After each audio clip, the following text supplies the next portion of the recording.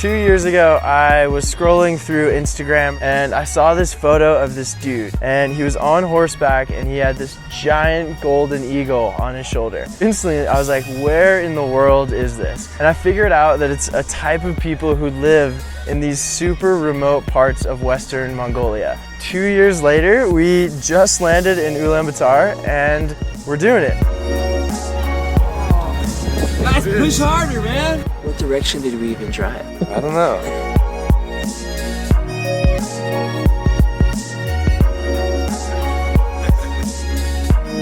Dude, what'd I tell you about your blinker?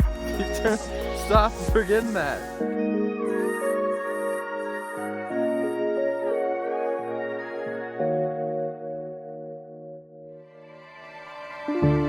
My name is Danny Mcgee. And I'm Jonah Levine. For the past few years, we've traveled the world as filmmakers, photographers, explorers. Whatever you want to call it, we just love seeing new places and sharing them with the world. And our job has led us to some incredible places.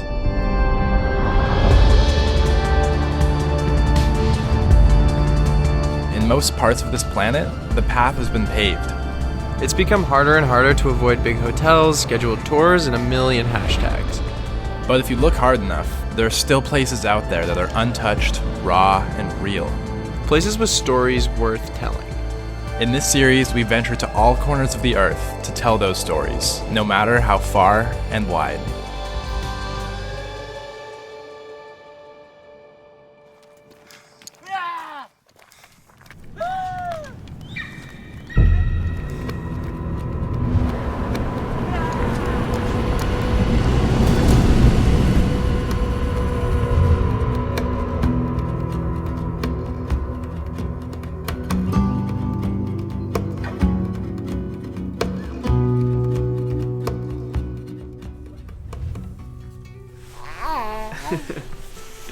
We just got hooked up with the best blankets in Mongolia. I'm wearing a wolf.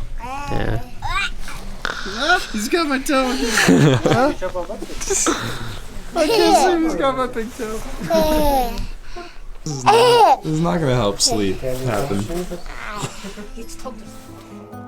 The next morning, we woke up to the sound of snow falling on the roof. The conditions in Mongolia are harsh, turbulent, and unpredictable. The family we stayed with is nomadic.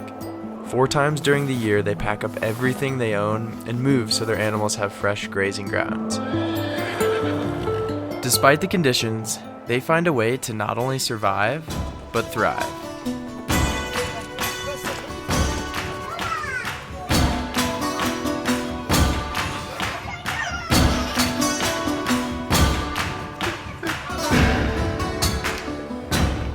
One of our favorite things to do was hang out with the kids. It was amazing to see them playing outside so much, taking advantage of the beautiful world right outside their front door. They made their own fun, and we couldn't help but join in. Their smiles and energy were contagious, especially this little dude. He did not stop smiling the entire time we were there.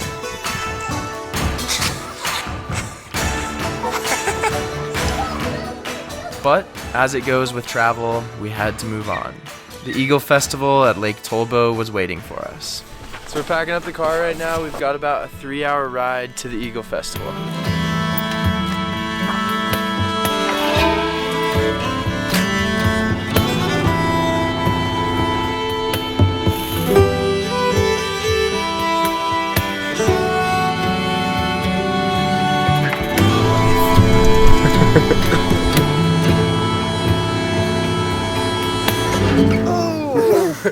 This morning we're waking up in a new yurt with this guy. Our yurt's somewhere over there, but the festival is taking place right over here on the edge of this lake, and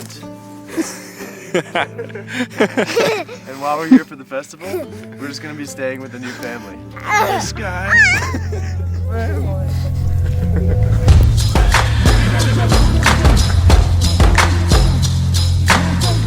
So we just arrived at the festival. There's a bunch of different events that are happening. There's the Eagles, there's some traditional dancing, so we're just gonna explore and see what we see.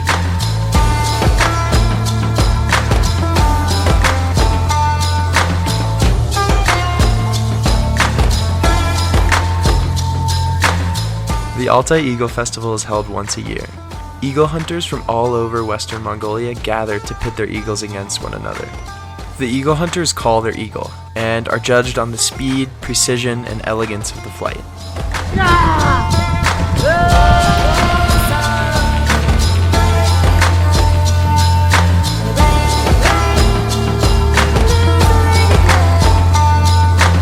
There's also several other events during the festival, including one called Buskashi.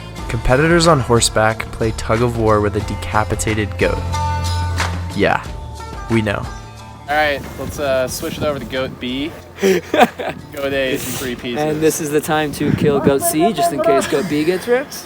We don't want goat C to be too fresh by the time we're ready and done with goat B. We got a bird's eye view of this. Oh shit. Great. Oh! They're Dude, good. they're going. Dude. Everyone's running away. Oh no! That kid was so close. That night was the first time we had ever seen our food go all the way from walking around in the fields to our dinner plate, every single step of the way. They even served the goat's skull on the plate. And just a few feet away from us, the eagle was tackling a rabbit's skull of its own. After dinner, there was a traditional concert in a giant yurt. Eden danced with an eagle hunter, and then the next morning we got on the road to visit the next family we were staying with.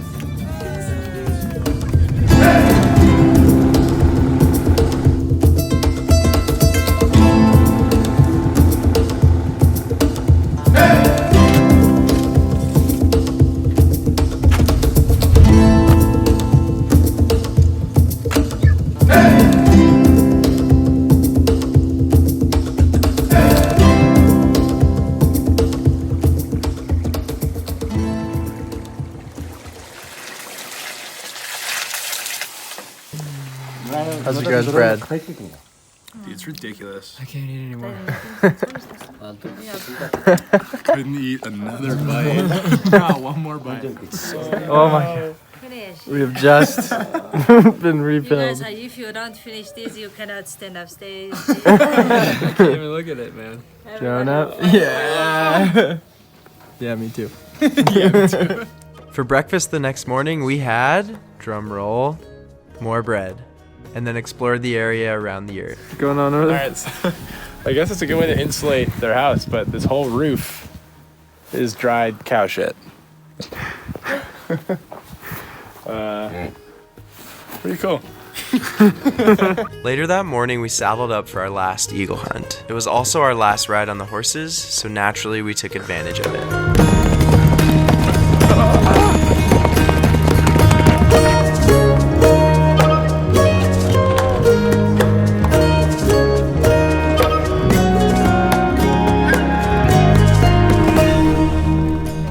So we just got to the top of the mountain with these horses here, and we're on a fox hunt. What he's doing right now is tumbling big rocks down the mountain because any foxes hiding out in their homes will come out and be scared by the noises of the rocks. So hopefully we'll see one pop out of here.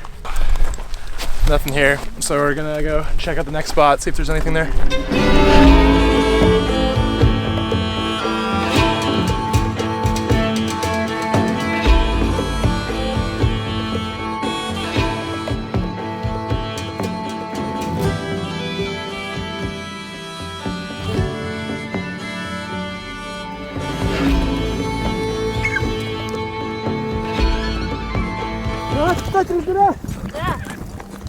They see one?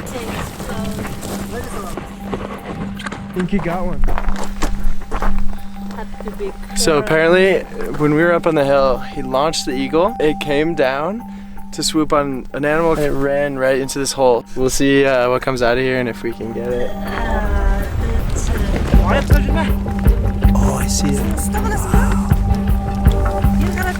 I don't like it.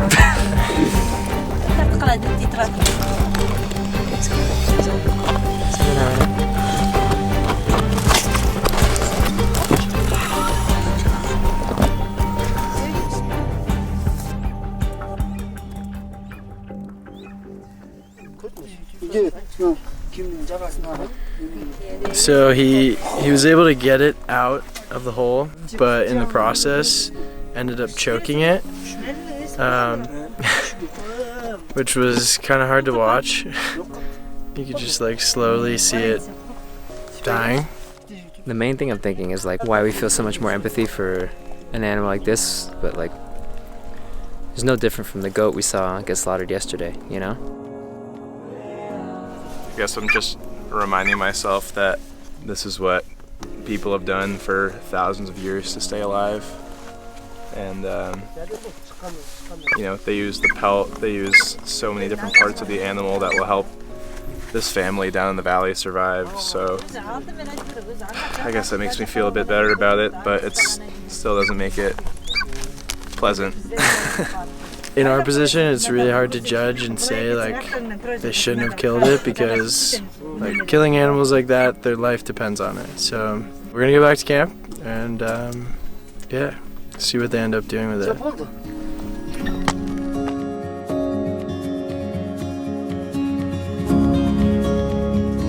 Before we left, we had an interesting conversation with our guide Hwantuk about the effects of tourism on Mongolia.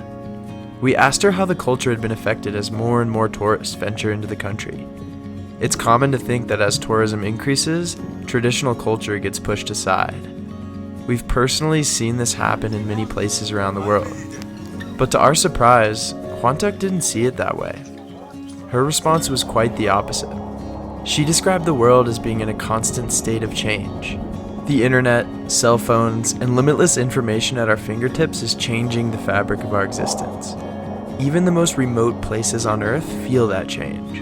People who had traditionally been isolated herders and hunters living off the land now have access to this global network. She further explained that the long-time practices her grandparents held were slowly vanishing over the years. But thanks to people coming from all over the world to see them, a new passion to keep them alive was ignited. Mongolia reconfirmed to us that the beauty of humanity lies in our differences. While we're all the same deep down, it's those inherent differences that make us unique. They define us. They represent where we come from and highlight our ways of life. They all blend together to make us, us. The Mongolian people know who they are, and they don't try to be anyone else. They might not have many material possessions, but they are rich in community, culture, and family, the aspects of life that matter the most.